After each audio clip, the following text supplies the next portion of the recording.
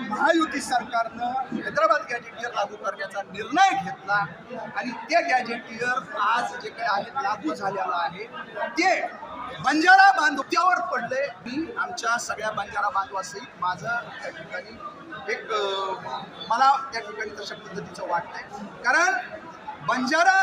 बांधव जे गॅजेटियरमध्ये जी बंजारा समाजाच्या बाबतीत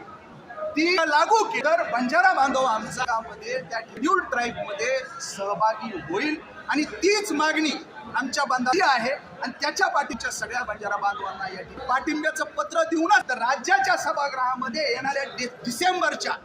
हिवाळी अधिवेशनामध्ये नागपूरला जे काय आहे हा प्रश्न त्या सभागृहामध्ये माझ्या सहकार